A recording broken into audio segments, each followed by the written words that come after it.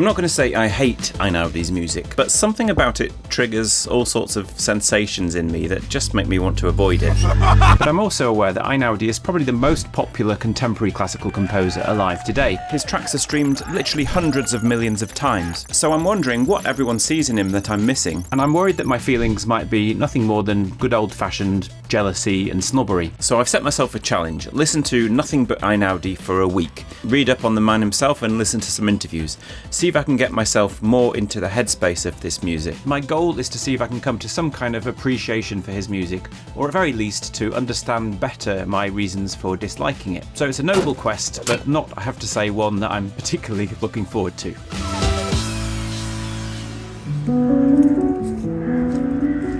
But before I could get very far, I realised I needed to think about my own default state, my own pre-existing conditions. What exactly do I expect, or perhaps even demand, from the music I listen to? For me, music has always been something that draws you in and commands your attention, something that you pay attention to every aspect of it. And that's what I love most about it, the fact that it has all these different aspects, all these different things that you can focus on: colour, rhythm, register, melody, harmony, emotion, of course, sense of language, the sense of a story or a journey, shapes and patterns, long and short-term memories, and bodily rhythms. All these things you engage with your mind, your body, and your emotions. It offers an all-encompassing experience.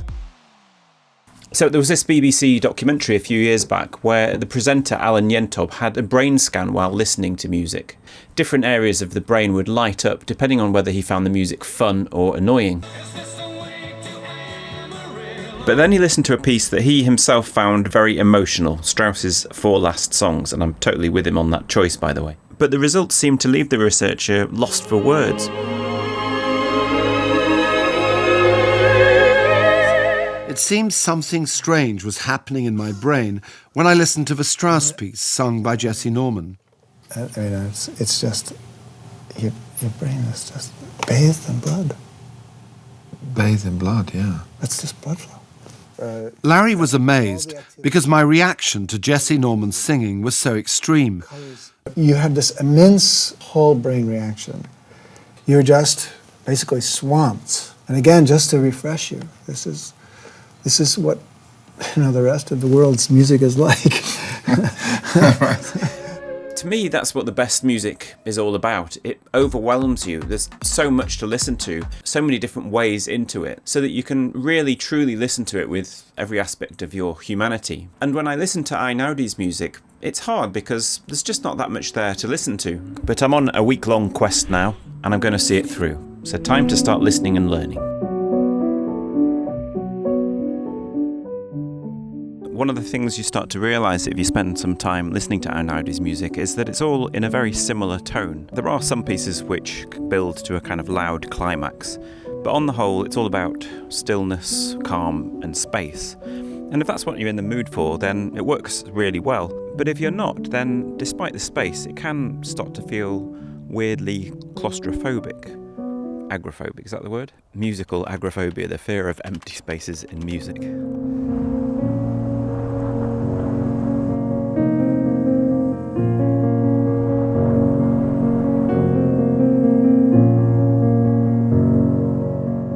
I definitely prefer the solo piano pieces. There's just something about the tone of the instrument that's just so warm and comforting. Also, I like the fact that this particular track has a different chord progression. It's not just a really standard, obvious chord progression. It has some subtleties in there. There's so little in the music that you become really grateful for even the slightest bit of interest, the slightest bit of something that's a bit different.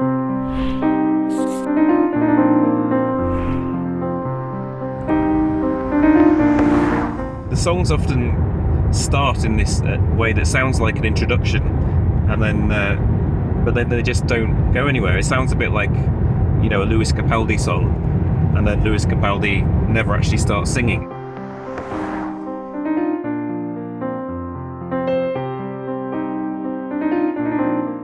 Can you search it up, a Lewis Capaldi karaoke, see what it sounds like? See what I mean? That's really close, isn't it?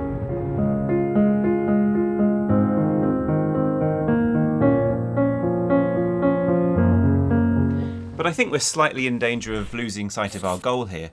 My aim isn't to make a video making fun of Einaudi. As I said earlier, I really want to try and understand what I'm missing that other people find in it. So I've come up with a bit of a plan. I'm going to try and write my own Einaudi-style composition and try to understand this music better by seeing how it feels from the inside. So the first place to start is to choose a mode, and I would say 80% of Einaudi's tracks are in minor mode, typically Aeolian, which is just the white notes of the piano starting from A. There's 6 different chords which work really well within this mode. What's slightly unusual about it is that you have the flat 7, the G, which means you get a chord on the G, but it also means that the 5th is a minor rather than the usual major. So instead of, we get. So it's a mode that feels both more folky but also more ancient. And you can hear it used in countless Einaudi songs. It's in Experience.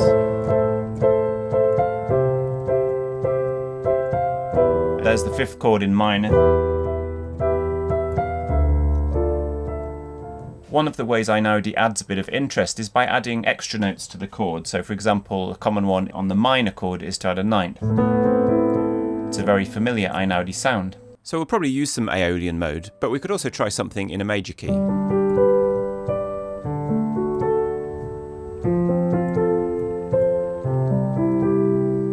So there's 4 chords that we can try out as a starting point, including our very own flat 7 chord on the F there. But now I want to think about the melody a bit, and so far I'm not quite clear about what it is that constitutes Einaudi's melodies. I'll just play around with it and see what we come up with.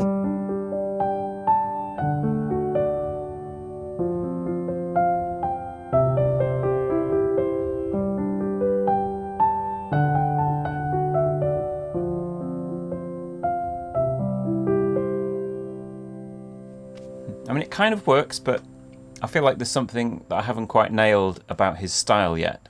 I think it's time to do a bit more listening.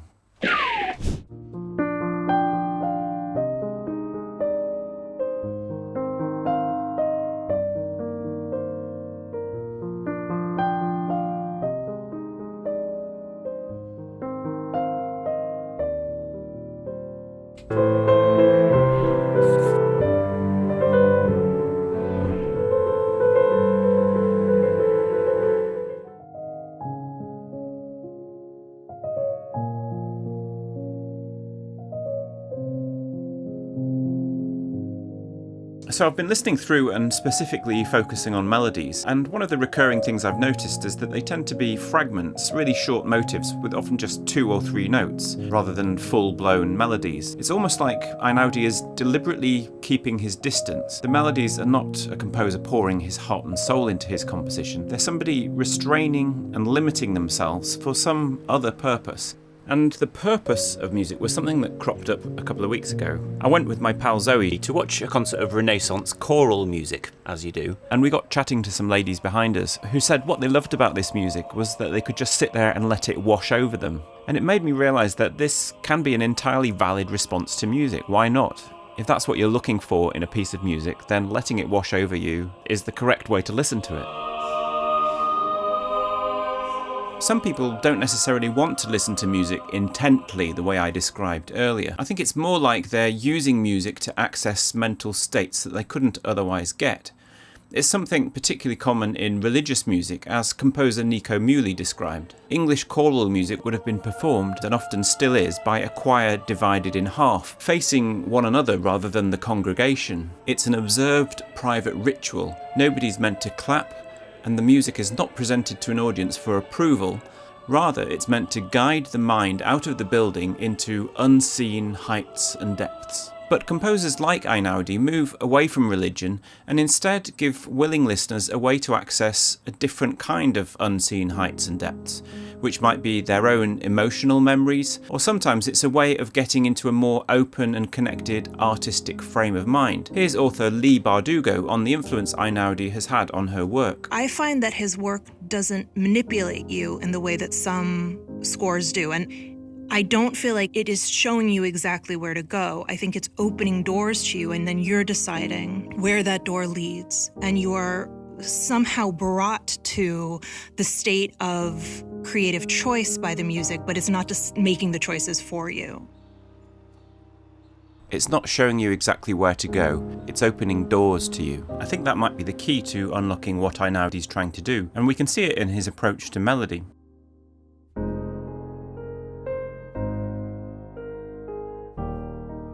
The melodic lines are not personal expressions, they're not Einaudi himself talking to us, they're something else.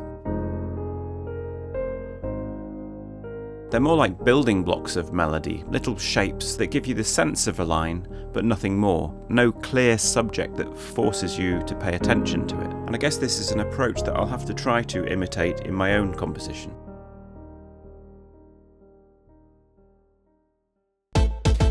So the week is nearly up. I've got a few musical ideas and a bunch of more philosophical ideas about Einaudi's approach to music. Let's see what I can come up with.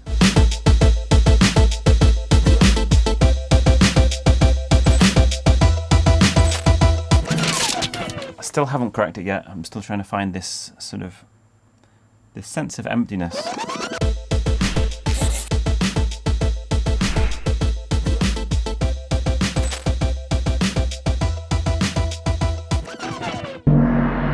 So it's the end of the week, our quest is complete, and here it is. I finished piece in Einaudi style. I noticed that many of Einaudi's pieces have alarmingly simple titles, so I followed his lead there and called it Field, because I was thinking about it whilst walking in the fields near our house. I also have some thoughts after the journey, so I guess all that remains is for me to present both of these bounties to you now.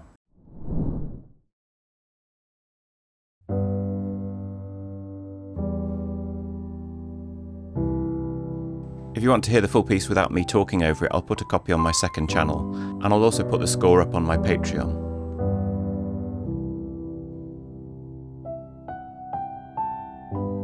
Above all, my aim was to give it this kind of sense of inner peace, so I started with these lovely open tents down in the bass.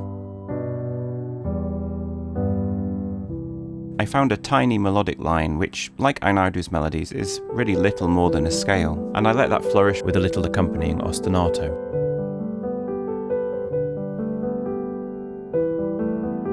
When I was composing, I was constantly finding myself getting carried away. Too much forward momentum or too much shape to the melody line, and that delicate balance was lost, and whatever sense there was of Einaudi just vanished. It might sound like I'm throwing shade at Einaudi there, and my kids will kill me for using that term, but now that I understood the effect I was going for, it was genuinely a lot harder to achieve than I expected. It made me realise too that this emptiness in Einaudi's music really is composed, it's thought through, it's part of his plan. And I do think it's one of the reasons that people find his music so welcoming. It's a kind of space that you can hang out in. It doesn't demand anything from you, but instead becomes a backdrop to your thoughts. For me, the idea of music being a background has always seemed a bit of an insult, but people love Einaudi's music as background music. A lot of people use it for studying. It works really well in films, something I understood much more clearly after using it as background music in this video. And people often also talk about it as being the soundtrack for their lives, because it's not showing you exactly where to go, it's opening doors to you. In many ways, people use it the same way they use a beautiful sunset, a walk in the forest, or staring into the fire. Essentially, I've realised we're talking about two entirely different approaches to music.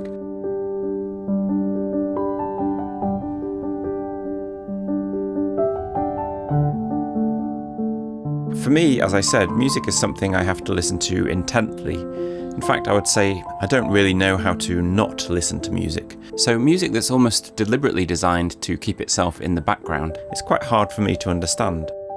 And if I'm truly honest, there probably is an element of snobism on my part, because it seems like a ridiculously simple and basic thing to be paying attention to. But I realise now that the millions of people who love his music get pleasure out of it because they're listening in a different way to me, that's all.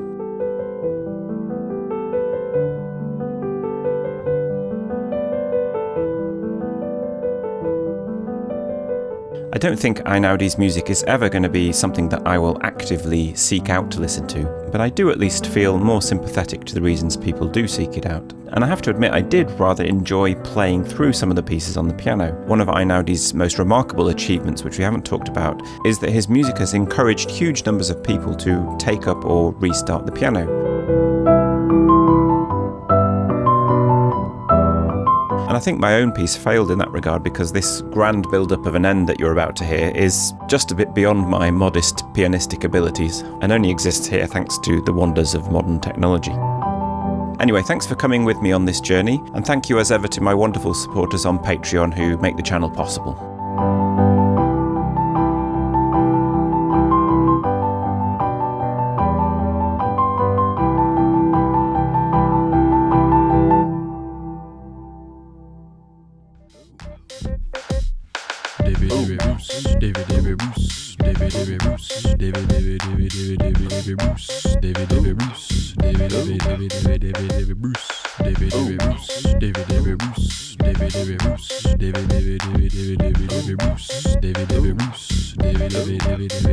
David Bruce.